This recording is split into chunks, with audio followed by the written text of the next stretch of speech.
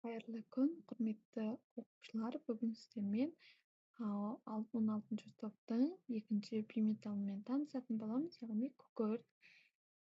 Eng birinchi kukurtning periodiq juyida o'rnalishini qarashtirib o'taylik. Kukurt жалпы 3-chi periodda 16 topda o'rnalashgan. Uning atomlik nomeri 16 және салыстырмалық massasi 32. Kukurtning atomlik qurilishida oda 16 proton, 16 elektron және 16 neytron bo'ladi. Бұл жерде сонымен қатар электрондық конфигурациясы берілген. Енді бұл жерде байқап көрсеңіздер, күкірттің жалпы 3 энергетикалық деңгейде орналасқан электрондар және сыртқы қабатта ода 6 электроны бар. Кеңістікте күкірт атомы P орбиталда орналасқан. Күкірт молекуласы көбінесе S6 түрінде болады.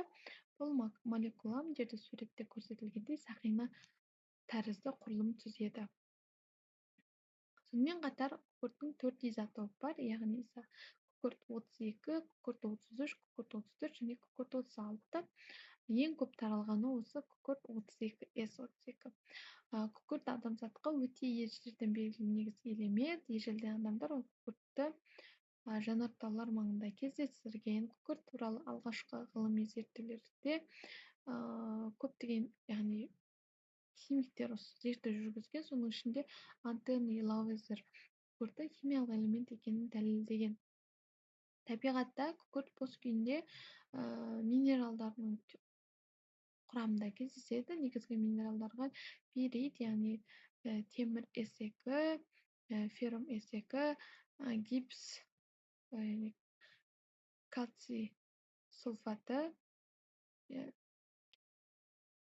гидрид түріндегі, яғни кальций SO4, 2H2O түрінде, сосын галит осылардың құрамында кездеседі. Сонымен қатар жанартаулардың маңында кездеседі. Күкірттің алыну жолына келетін болсақ, ол өнеркәсіпте көбінесе табиғи газдан және мұнайдан алынады. Сонымен қатар фраш әдісі бар, яғни күкірт жер астынан қыздырылған су арқылы шығарылады. Күкірттің физикалық қасиеті, яғни ол сары түсті қатты зат, иіссіз, суда ерімейді, электр тоғын нашар өткізеді және болғы температурасы 115 Цельсий градус. Күкірт ол белсенді биметалл, яғни оттекпен әрекеттесіп, күкірт оксидін түзеді, металдармен әрекеттесіп, сонымен қатар сутекпен әрекеттеседі. Оның негізгі қосылыстарын көретін болсақ, күкірт диоксиді, күкірт триоксиді, күкірт қышқылы және сутек сульфиді түзеді. Қолданылуына келетін болсақ, өнеркәсіпте күкірт қышқылын өндіруде, ауыл шаруашылығында тыңайтқыштарда қолданылады. Сонымен қатар медицинада, дәрілік препараттарда, резеңке өндірісінде, вулканизация жасау процесінде қолданылады. Енді күкірт туралы қызықты мәліметке келетін болсақ, күкірт жанғанда көк жалын береді. Күкірт жанартаулардың маңында кездеседі.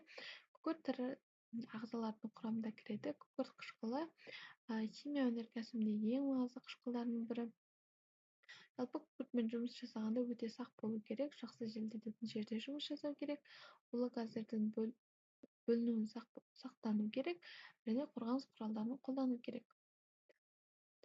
Күкірт болашақта маңызды рөл атқарады, себебі химиялық өнеркәсіпте, ауыл шаруашылықта, медицинада жаңа материалдар өндіруде күкірт өте маңызды. Бүгінгі сабақ туралы сұрақтарыңыз болса, комментарийге жазып өтіріңіздер және сілтемеде берілген тест тапсырмаларды орындауды ұмытпаңыздар. Назарларыңызға рахмет.